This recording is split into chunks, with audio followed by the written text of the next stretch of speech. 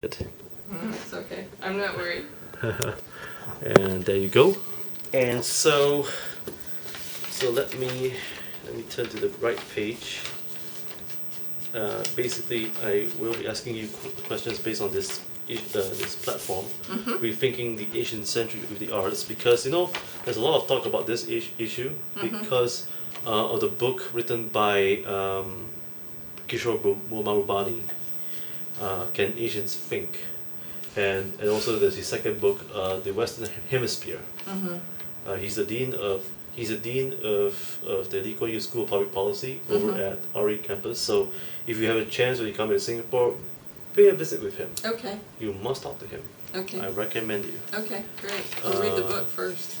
Yeah, it's a very good book. Okay. Because And what's the conclusion? I really can't say it because it's a personal perspective. I mean, I can say a general perspective, but I think to a Westerner, the Westerner will have a different perspective. All right. You know what I mean? I mean, because if you read his book, you might feel offended. You know, because he was based in New York. He was the ambassador in New York of Singapore, and so to his observations for many years, he concluded saying that Asia will rise, and will be the next giant of the century, and Asians, because the Asian societies in Singapore are emerging to become a world-class status, and that's true in history. Sure. And the same way with Europe, the same way with the United States. I won't be offended. Well, there are people who take offense in it. I see. There has been forums where experts that came to Singapore and argued with Kishore Mahbubani about this in public, about his book and everything else. And even the people in New York don't really appreciate it. I mean, not all of them, but there always be pockets of people who just don't agree that Asians will take over the Caucasian mindset, which is, well, Yeah, that might be going a little too far. there are people who do that, and that's okay. If you feel that way, I understand. No, I don't know. I'll have to read the book and see what he says. Yes, yeah. So he's, so that's how I am. I'm not going to take offense. So, Professor Wendy Larson, right? Yes. Okay, great. I'm going to introduce you. This is short introduction to the camera, Okay. and then after that I'll turn to you and we begin our conversation. All right. Just take it as though we are having a friendly conversation, like because people think of me as the Charlie Rose. So. All right. But I'm not Charlie Rose. As I wish I am. Okay. I aspire to be one. Okay. So Charlie, please don't get offended.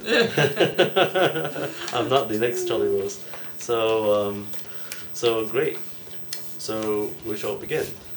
So 1, 2, and 3. Hi, welcome to the National Critics' Choice Online News, and I'm Robin Stienberg, and welcome to the Stienberg Review. Today we have a special guest here in Singapore. She's none other than Professor Wendy Larson. She's a professor of modern Chinese literature and film at the University of Oregon, and she's also the author of A Literary Authority and a Chinese Writer, Ambivalence and Autobiography, by Duke Publishers in '91, and then Women and Writing in Modern China by Stanford Publishers in '98. And there are whole lot of books that she has written, which I think you could Google her or look up at Amazon to place an order. She's here to discuss in Singapore with the Asian Civilizations Museum, and also sponsored by by ISIS and ARI with the University of Singapore, on rethinking the Asian century with the arts. Now, how fast can it be? We'll find out. Dr. Wendy, welcome to our show. Thank you. A lot of people are now in Asia are trying to rethink, really, about what's going to happen next and what is it in for them, in pursuing and establishing Asia as the arts hub. And coming to back to your experience, you've been to Shanghai, and now in Singapore.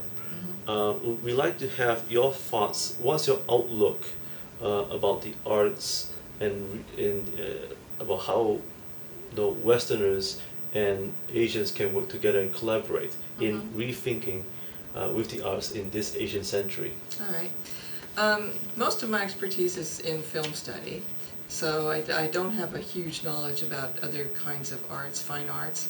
But I would say that the interchange or the exchange between Asians and Westerners in the visual arts should be much easier than, for example, in literature, where you have difficult texts, you have to spend significant time, whereas art is something that you can, fine arts is something that you can go and see in a museum, and there's a much wider range of acceptance, I think, for visual styles. So I don't see any kind of real theoretical problem. I think most of the problems are logistics, and that gets me to film. Film is very expensive. It's expensive to make, and it's also very hard to get audience, and Asia, like the rest of the world, is up against Hollywood. And Hollywood pours money into film, and so it's very difficult to sustain local film cultures. Now, you spoke about this study on Zhang Yimou's Riding Alone for 1,000 Miles. Yes. And I think, could you give us some insights and elaborate more, because I know that time was short during the conversation. Yes. Could you share with us some of those missing pieces of your observations? Well, the film is very interesting because it features the Japanese action star Takakura Ken. And he has been, Zhang Yimou has wanted to film him for a long time. And so he made this film specifically for Takakura Ken.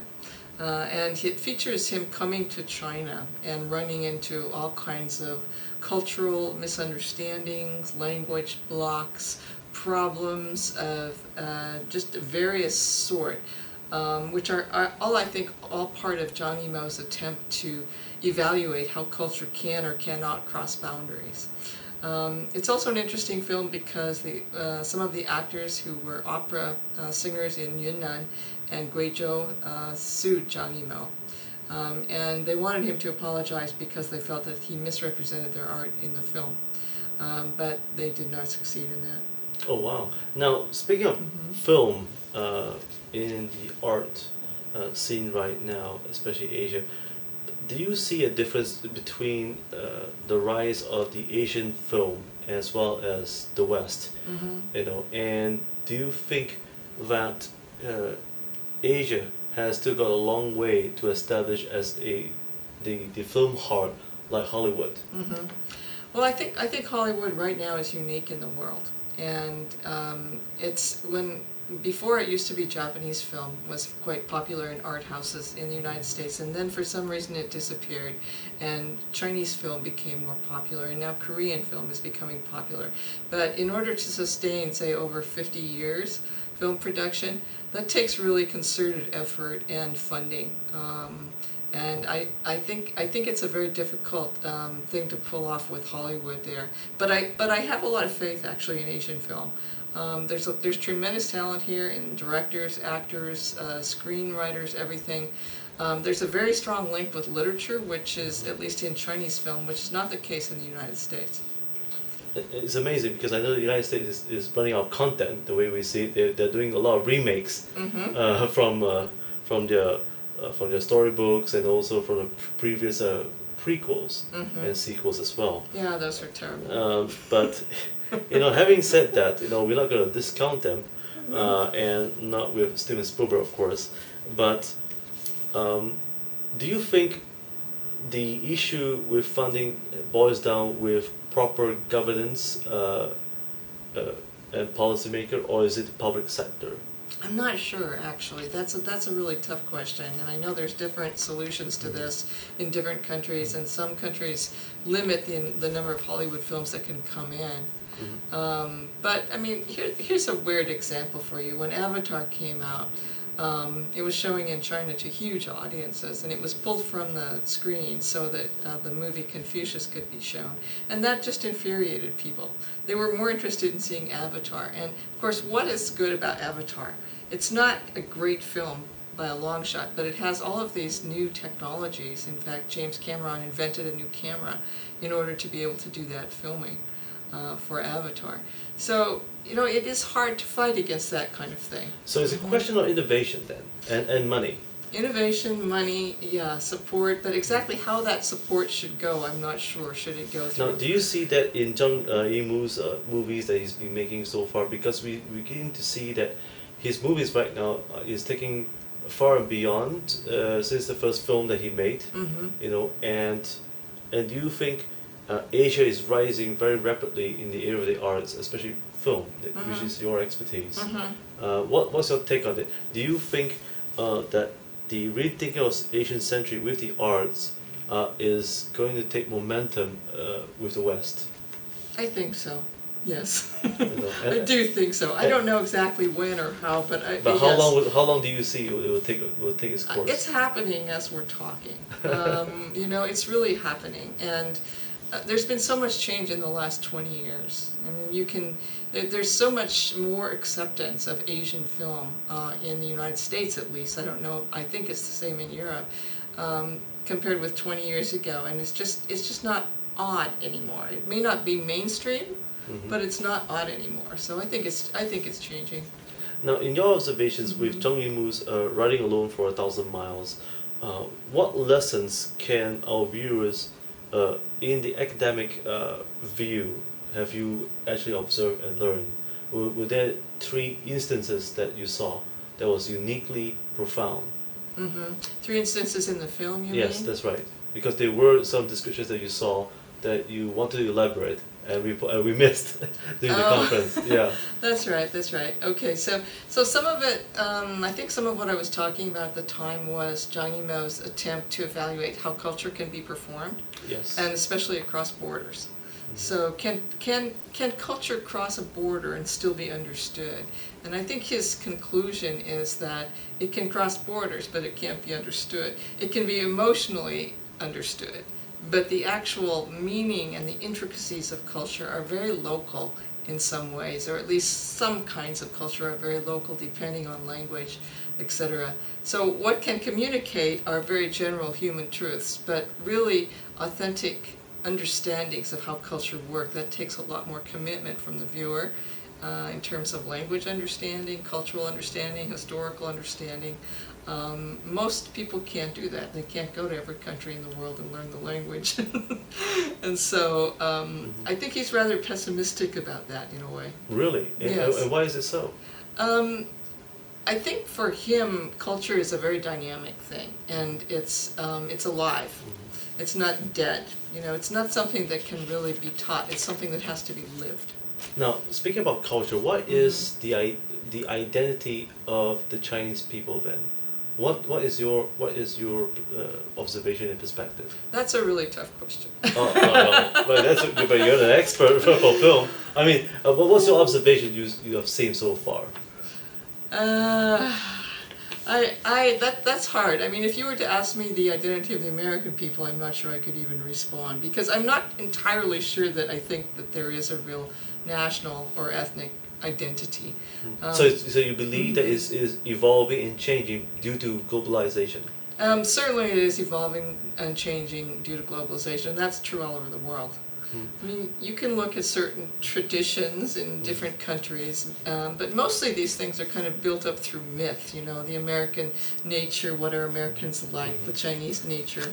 So is it true then that in this rethinking of the Asian century with the arts, is going to take shape and evolve and rebuild a new form of culture and identity in the Asian face? Do you believe that?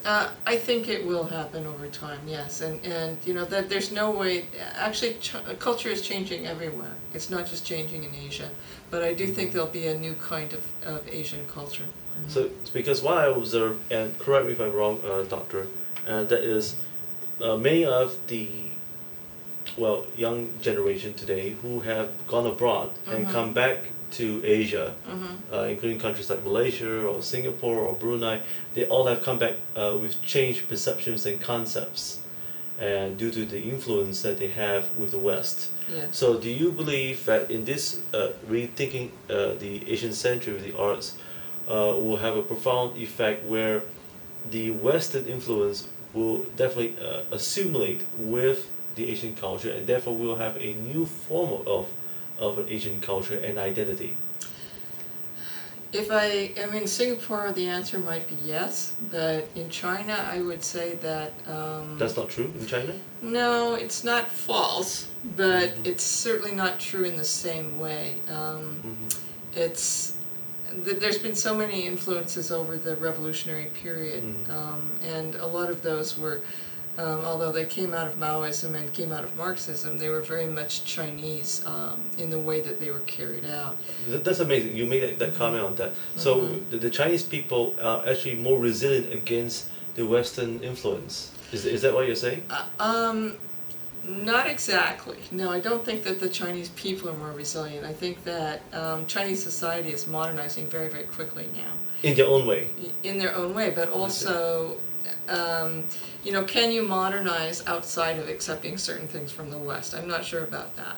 I see. So that's been pretty much that's censored. the question, yeah. So they censored themselves. Not really. I think they're just not quite at that stage yet. And so many things are changing very quickly. I mean, American films, everything, you can see them all over China and buy them all over China. But let's say language, for example. China is not a bilingual country right now, like Singapore is.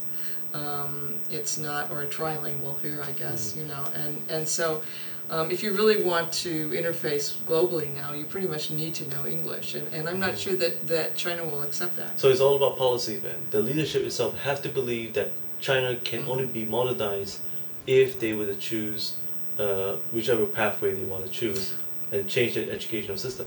I don't think they have to speak English, for example, but what will happen to their scientists, for example, if they cannot publish in English, because the rest of the globe in the sciences all publishes in English. So there's all kinds of pressures on countries to learn English and to teach English. Do you think this is a political agenda? No, not really. Well, no, I mean, there's a lot of sensitivity in China about, keeping China Chinese. And it's at very different levels, some political levels, linguistic, and so on. So that exists, but how you can do that and how you can keep China Chinese. Now, if you go to Taiwan, they'll say, what do you mean? China's not very Chinese because of all of the Cultural Revolution influences. So that is why the rethinking of the Asian century of the arts comes in place, even for China, is a challenge for them. It certainly is, yes. And I know they're filmmakers and they're novelists. You know that Moyen just got the Nobel Prize for Literature. They would like to be read in the West, and they would like to be seen in the West. But he's been criticized. Of course, he's been criticized, Yes, and now he's criticized for what he potentially will wear to the Nobel Prize Committee ceremony. Now, next question is about the literacy. I know that it's a little bit sensitive, but especially for Zhang Yimou's scripts and his books that he written for his film and so on. Now, with the rise of the internet and with the rise and rapid growth with iPads and Kindle and so forth, and even Amazon is taking on very aggressively, even taking the role of being a publisher as well. Now, the challenge here for writers, all over the world, and even for Asia itself, do you foresee, in your own personal perception, do you think that the role of published books will slowly diminish and then move into the era of digital? Yes. Or will there be a balance? I think it will move into digital reading. And in China already, most people are reading digitally on their phones. Really? Yes, it's very, very common to see people reading on their phones. In China? Yes. Wow. They're way ahead of the U.S. in that respect. Is that right? Yeah, because they leaped over the entire landline conundrum and went right into cell phones. Really? You mean they actually have phone lines under the underground right now? No, it's all wireless. It's all wireless? Yeah. Oh, wow. So, Wi-Fi? Well, no, they're using cell phones. Okay. They read on their cell phones, and they also have little different kinds of iPad-type devices that they read on. But if you go into the subway, most people are reading. Wow, really? Yes. And out of 10, how many would read on the cell phones? Half at least. Half. Wow. Yes, at least. Do you feel ashamed? No, I'm reading too. That's good. So did you buy any of the Chinese iPads or something like that? No, I didn't, but I have a Kindle. Oh, okay. And I have a Nexus 7, and I have a Chinese character program on it, so I can write characters and look them up if I don't know them. Now, speaking of which, we heard that Amazon has plans to open up a center over in China. Is that true? I mean, have you heard of that? I don't know actually. I wouldn't be surprised. However, I know Oh, they want to. Yeah. Yeah, and that's another question. Should they do that, or should some Chinese company open a store? Yes. Now, how fast is China moving right now? Are they as advanced as Singapore or better? I don't think the infrastructure is there yet. So you have problems with electricity and water, Oh, yeah? kind of things. Shortages, blackouts. Okay. I don't think that the infrastructure is really in place like it Except- is in Singapore. Oh, but except for their major cities like Shanghai, do they have that modern infrastructure? It's better in major cities, but even in major cities, there's still more problems than you find in Singapore. Now let's pursue to the area of the policy of the arts. Now, in your own view, especially film, Uh-huh. in the area, how fast is China growing their film industry? Actually, the film industry is not growing really rapidly right now, and that's because the consumers prefer Hollywood films. Really? Yes. Is that right? Yes, yes. Actually, I gave a talk to a class when I was in Shanghai, and I asked the students about Jia Zhangke, a well-known director, and most of them had not heard of him. Really? I was very surprised. Yeah. Now, how about the council, the arts council in China? Do they actually provide any funding for filmmakers in China? I actually don't know the answer to that. Sorry.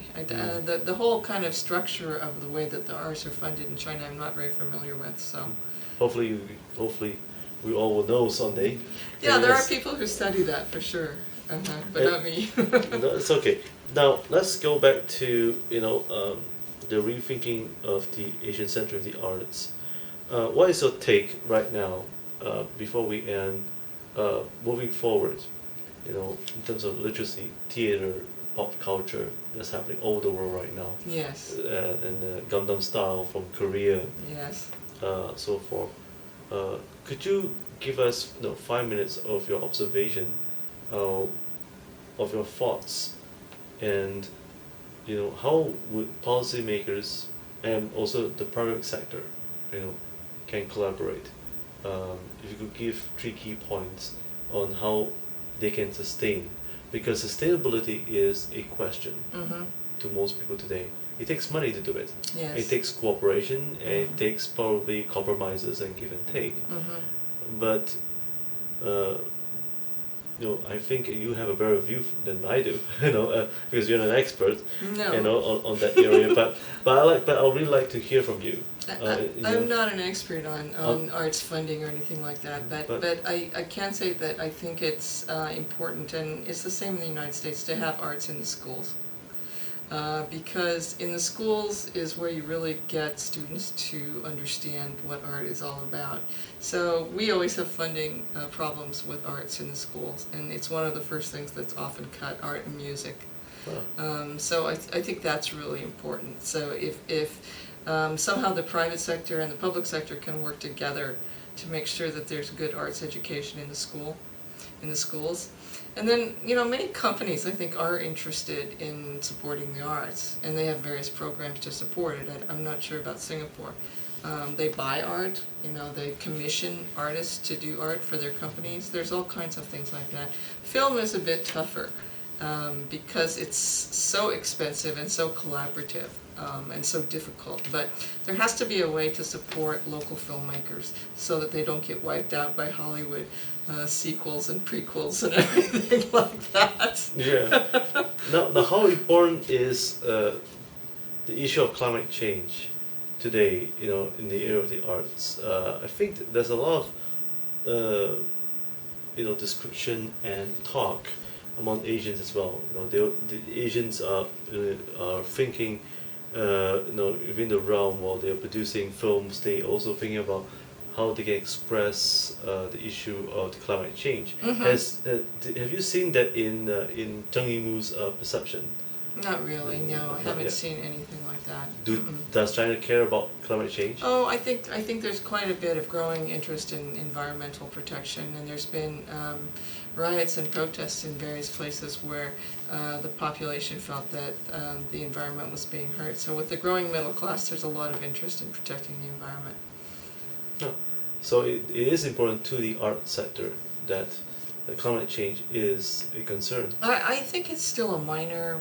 It's a minor interest in arts. I don't think there's. It's a portion of the arts sector, but it's not a majority yet. Ah, okay. So you hope that it will grow and to have a majority then. Well, that's tough because if art gets too direct, it can sometimes become quite didactic, and then it loses its position as art. So you have to be careful when you're going out with agenda-based art. It has to be really, really good. Wow. Well, thank you for joining us, in this wonderful program.